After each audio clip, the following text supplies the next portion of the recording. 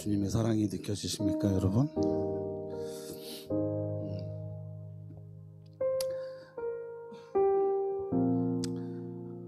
오늘 함께 나누고자 하는 말씀은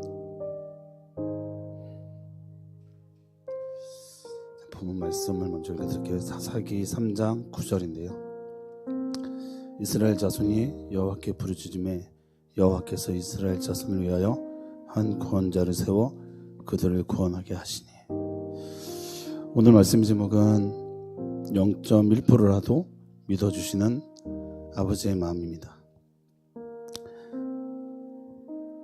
제가 이 설교는 제가 굉장히 좀 어려움이 있을 때 듣게 된 설교였어요. 그래서 그 설교가 저에게 너무나도 큰 감동을 주었고 은혜가 돼서 이걸 어떻게 좀 같이 좀 전달을 했으면 좋을까라는 생각을 했는데, 우리가 챔버스 목사님 묵상을 나누듯이 이렇게 이 말씀을 좀 접목을 해서 인용을 하고 그래서 함께 나눴으면 좋겠다라는 생각이 들어서 이렇게 말씀을 전하겠습니다.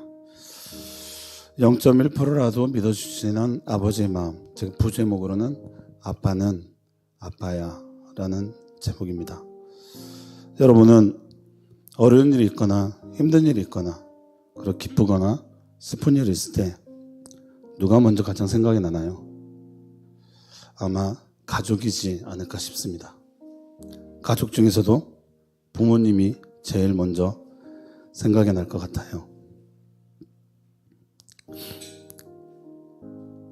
어렸을 때는 우리가 가족을 좀 많이 찾게 되지만 조금씩 성장하면서 덜 찾게 되고, 그리고 나중에는 우리가 좀 더 자라게 되면 찾는 대상이 되죠. 우리 준영자매는 결혼했으니까 결혼하고 나서 부모님에 대한 마음이 더 커졌어요? 아니면은 똑같아요? 대답 잘해야 되겠는데 들으시는 분들이 많으니까. 어때요? 부모님 마음을 조금 알겠어요?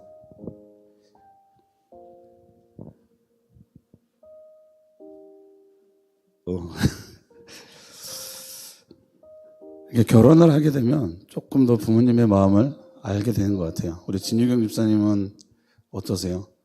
부모가 됐을 때, 그리고 지금 이제 할머니가 됐을 때 그 부모의 마음이 좀 더 강하게 느껴지시나요? 아니면은 그냥 똑같이 부모로서 그런 마음이 생기시나요?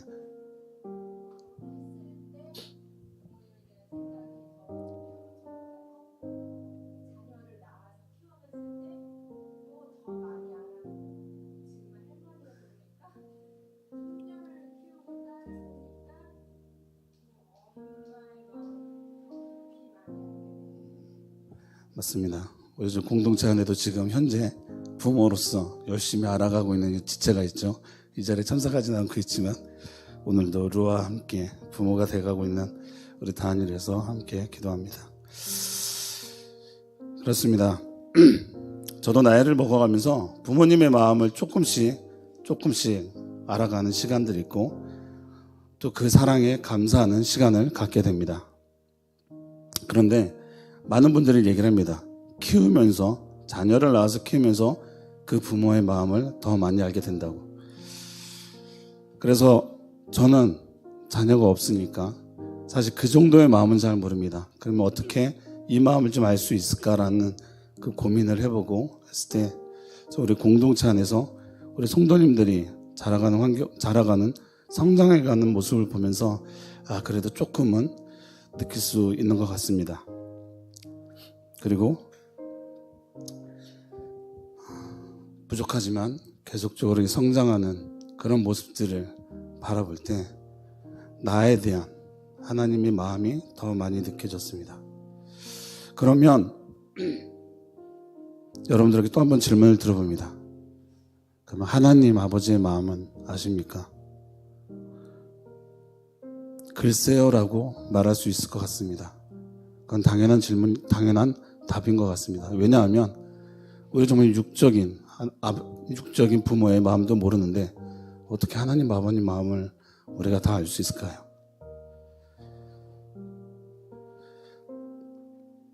그런데 이런 생각이 들더라고요. 하나밖에 없는 자신의 아들을 십자가에 주게 했던 그 마음, 그리고 그 고난의 시간을 그냥 지켜봐야 했던 그 아버지의 마음. 그렇기에 하나님이 그 포기하시지 않는 그 사랑 때문에 제가 이 자리에 있는 것이 아닌가 생각이 듭니다.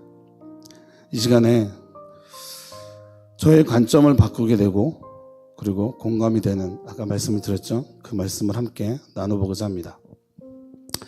그분 설교 중에 이런 표현을 하셨습니다. 양치기 소년의 동화를 비유로 들으셨는데요.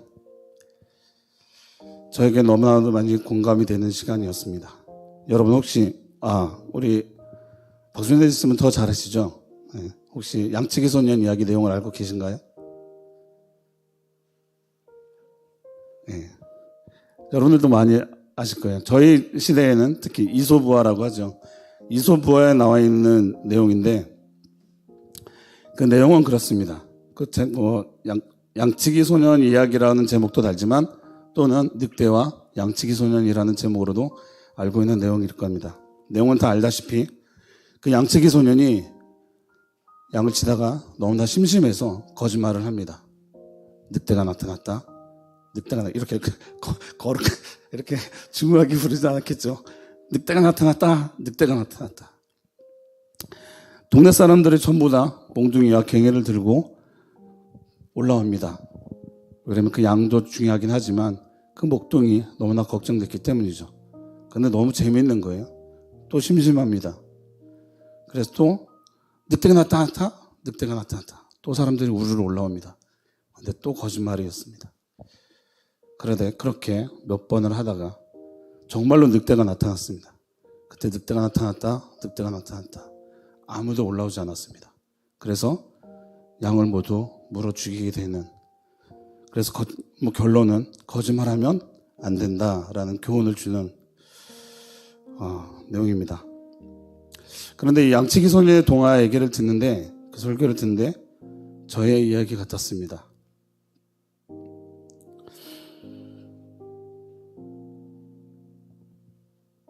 너무나도 많이 공감이 되더라고요.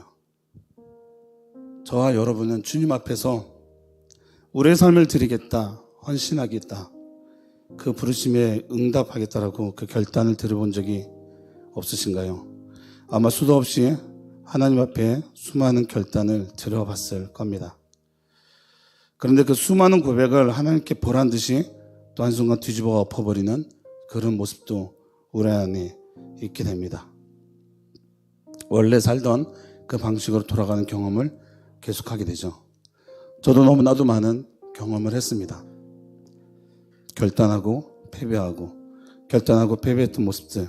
그래서 아마도 우리 안에 그런 패배 의식이 자리 잡고 있기 때문에 그런 두려움이 더 많이 내재되어 있지 않나라는 생각이 듭니다. 내가 또 이 고백을 지킬 수 있을까? 다시 일상으로 돌아가면 이 고백을 정말 지킬 수 있을까 하는 염려와 두려움이죠.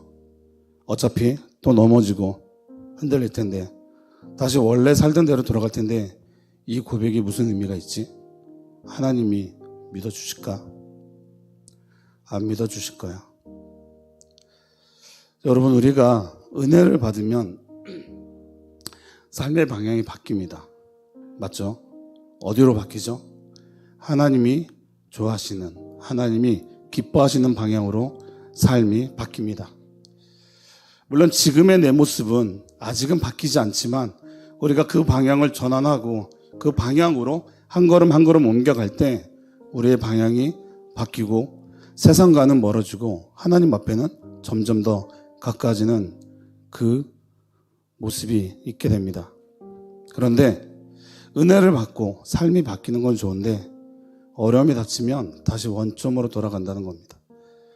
그리고 또 그 자리에서 다시 시작을 합니다. 그런 일이 반복되어지다 보면 익숙해지죠. 결국엔 나 스스로 이상한 결론을 내립니다. 어차피 다시 돌아갈 거 그냥 이렇게 살지 뭐. 그리고 주저앉아 버린다는 것이죠. 처음에는 내 모습이 왜 이러지 하고 이상합니다. 그런데 그 일이 계속 반복되게 되면 익숙해집니다. 그런 모습을 우리가 예배 시간에 많이 보게 됩니다. 예배 시간을 처음에 늦을 때는 죄책감으로 미안한 마음으로 고개를 숙이고 들어옵니다. 그리고 조용히 들어오죠. 근데 한 번, 두 번, 세 번 늦어지다 보면 당당합니다. 그런 모습들은 하나님 앞에서의 모습이 아닌 자신만의 거기서 위로를 삼습니다. 늦어도 왔잖아. 늦어도 왔잖아. 이렇게 무뎌지는 우리의 마음을 보게 됩니다. 그래서 저는 이 양치기 소년의 동화를 묵상하다가 사사기가 생각이 났습니다. 사사기를 보게 되면 순환 구조로 되어 있죠.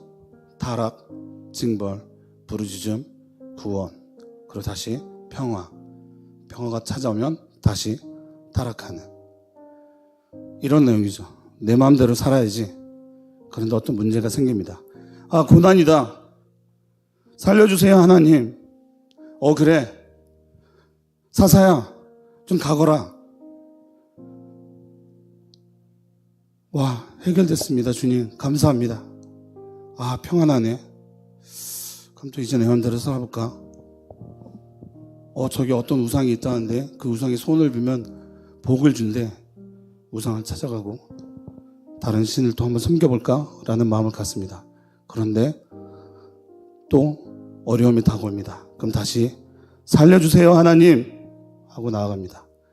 이때 우리가 보면 오늘 본 말씀입니다. 제가 뒤에는 읽지 않았었는데요. 사사기 3장 9절입니다.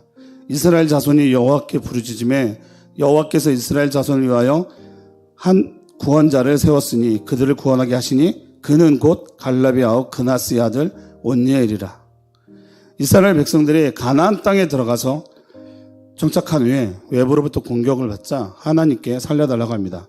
그 하나님은 그 말씀에 응답해서 첫 번째 사사 온니엘을 보냅니다. 그렇게 온니엘을 통해서 그 상황이 해결이 되면 하나님 감사합니다 하고 할렐루야 찬양하다가 또 평안해지면 우상을 섬기고 또 자신들이 살고 싶은 대로 하나님을 또 멀리하다가 또 외부로부터 침략을 받으면 또 살려달라고 합니다. 그럼 하나님은 그래 내가 그 기도 들었단다. 조금만 기다려. 그리고 사사를 찾습니다. 남자 사사가 없자 이번엔 여자 사사까지 보냅니다. 그들이 여호와께 부르짖음에 계속 반복적으로 또 그러자 하나님은 그래 잠깐만 기다려. 또 누가 또 없니? 갈 사람 손 좀 들어봐 하고 찾습니다. 그렇게 해서 하나님은 12명의 사사를 보내서 그 이스라엘의 그 기도에 응답하십니다. 하나님은 계속 원점으로 아니 더 나쁜 모습으로 돌아가는 백성들을 향해 이제 못 믿겠다. 그런데 내가 속아준다. 왜냐하면 너희는 내 백성이니까. 여러분 우리는 어떤가요? 여러분도 아니죠. 저도 마찬가지입니다. 하나님 은혜를 부어주셔서 감사합니다. 이제 진짜 하나님만 바라보며 살겠습니다 라고 고백합니다. 그런데 이 고백해놓고 얼마 못 가서 하나님 힘들어 죽겠어요. 이게 뭐예요? 하나님 이건 아니잖아요 하고 또 좌절하고 원망하고 있는 모습은 없으신가요? 저는 이 말씀을 들으며 제가 얼마나 부족한 믿음을 갖고 있는 사람인지를 깨닫는 순간이었습니다. 그런데 하나님은 우리조차도 믿지 못하는 우리의 고백을 하나님은 받으셨습니다. 아멘. 그리고 하나님은요, 저와 여러분의 그 고백이 진짜이길 믿어주고 계십니다. 큰 의미 없이 했던 그 고백일지라도 하나님이 원하는 삶을 살아가겠습니다 라고 말한 그 고백, 하나님은 그 고백을 믿고 싶어 하신다는 겁니다. 아니, 믿어주고 계십니다.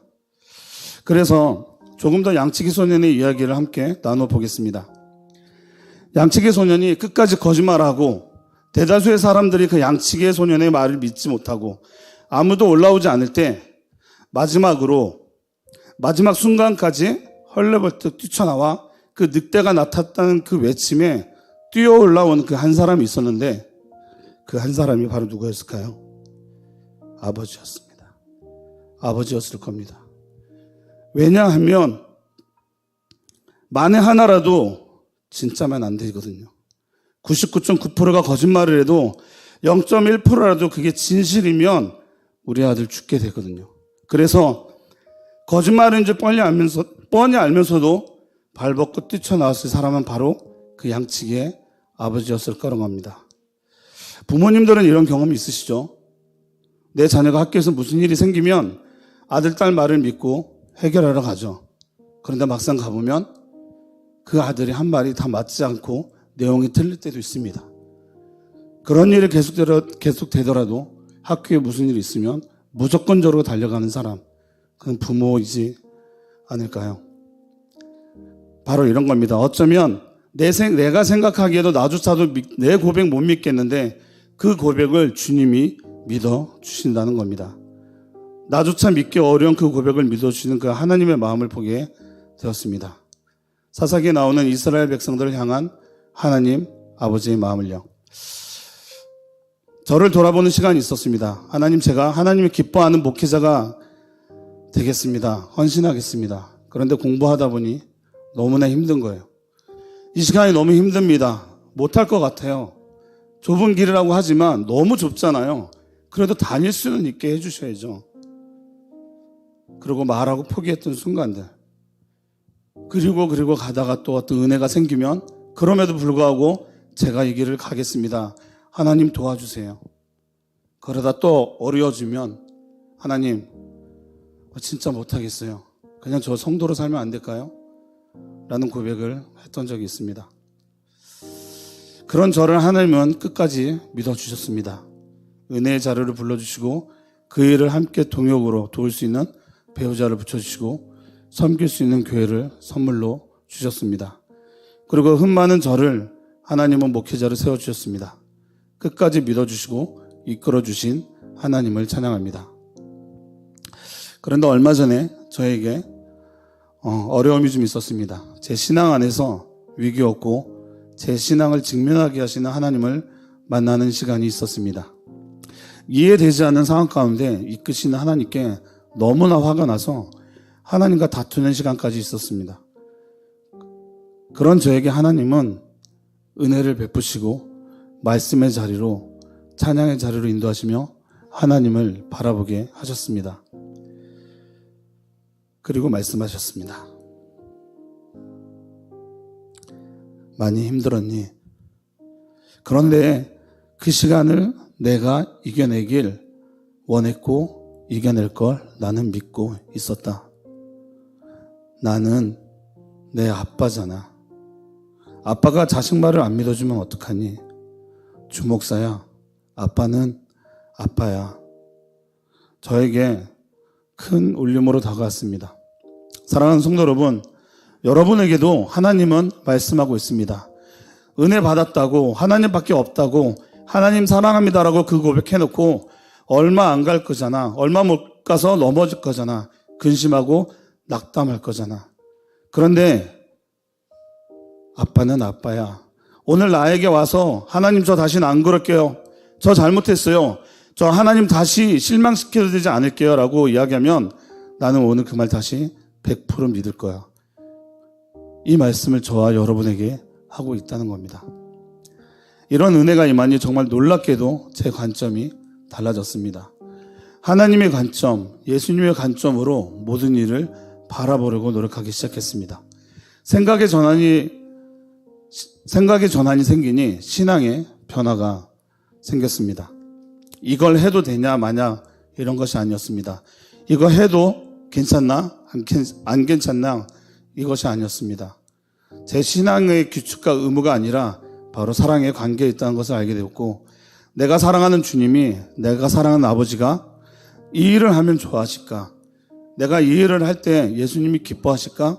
내가 이 일을 할 때 예수님이 싫어하실까? 이 문제로 저는 이제 그 방향이 바뀌게 되었습니다. 여러분, 우리의 싸움이 이런 방향으로 바뀌었으면 좋겠습니다. 그리고 두려움과 패배의식에서 벗어나십시오. 나는 믿음이 약한 것 같아요. 내가 기도하면 응답해 주실까요? 하나님이 나 같은 사람도 받아주실까요? 여러분, 이제 이런 걱정 그만합시다. 여러분의 고백을 주님은 100% 믿어주십니다. 말씀을 마무리하겠습니다. 사랑하는 성도들의 공동체 여러분, 하나님 아버지 마음을 알아갑시다. 우리를 믿어주시는 하나님을 100% 신뢰합시다. 그리고 사랑하는 주님이 기뻐할 수만 있다면 하나님 내가 할게요 라고 고백합시다. 이 모습이 우리가 자녀로 부르심을 받은 자들의 합당한 태도인 줄을 믿습니다. 아멘.